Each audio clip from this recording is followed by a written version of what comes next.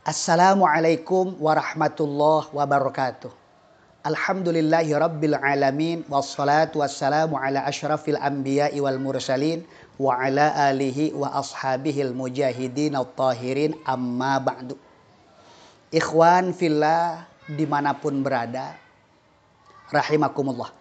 Pada kesempatan kali ini Al-Fakir coba akan membahas mengenai masalah boleh apa tidak melaksanakan sholat setelah sholat subuh ataupun setelah sholat asar.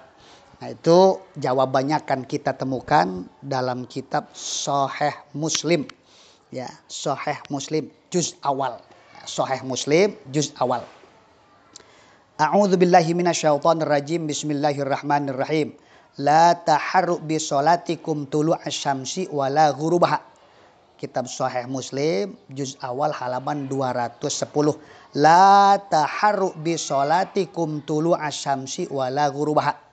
Janganlah kamu menyengaja sembahyang menjelang terbitnya matahari, dan janganlah kamu menyengaja sembahyang menjelang surupnya matahari. Itu asal ya, asal. Tetapi kita tafsil, kita perinci.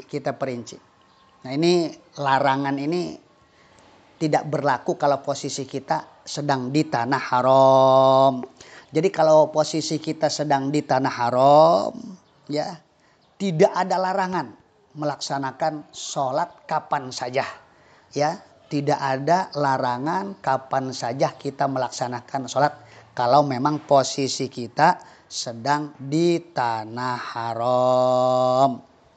Jadi adanya hadis la taharru bi sholatikum tulu'asy syamsi wala ghurubaha itu berlaku di luar daripada haram.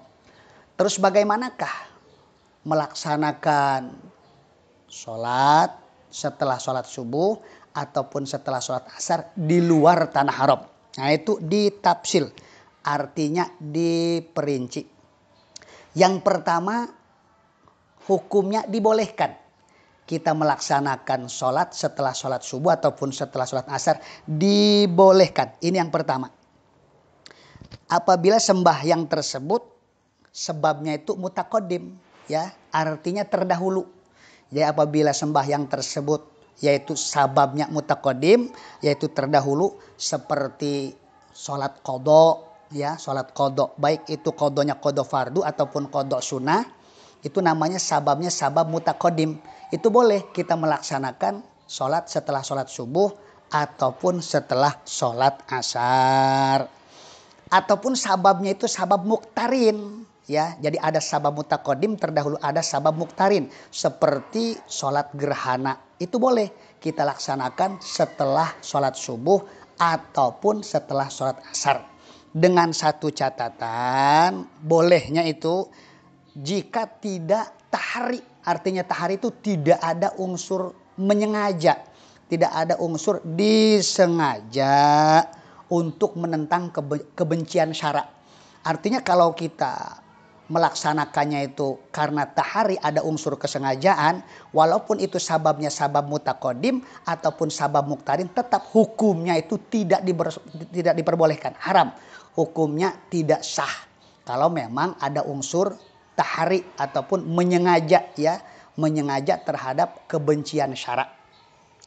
Terus nomor kedua, kalau memang sababnya itu bukan sabab mutaqaddim, sababnya bukan sabab muktarin, artinya sababnya sabab mutaakhir, ya, maka otomatis melaksanakan sholat setelah sholat subuh ataupun setelah sholat asar itu hukumnya haram, tidak boleh, dihukumi tidak sah. Ataupun sholat sunnah mutlak dilaksanakan setelah sholat subuh ataupun setelah sholat asar, itu hukumnya tidak diperbolehkan, artinya haram, tidak sah.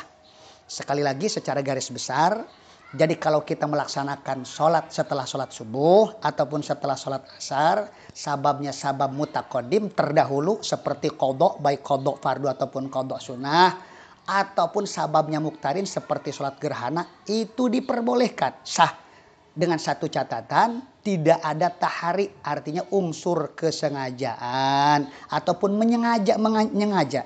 Tetapi kalau memang ada unsur tahari, artinya menyengaja, maka otomatis walaupun sholat itu sababnya sabab ya mutaqaddim ataupun sabab muktarin, tetap hukumnya haram, tidak sah. Tetapi kalau memang sababnya sabab mutaakhir, maka otomatis hukumnya tidak sah, hukumnya haram. Ya, ataupun contoh yang lain, sholat sunnah mutlak dilaksanakan setelah sholat subuh ataupun setelah sholat asar, itu tidak diperbolehkan. Itulah sekelumit penjelasan mengenai masalah apakah boleh apakah tidak kita melaksanakan sholat setelah sholat subuh ataupun setelah sholat asar.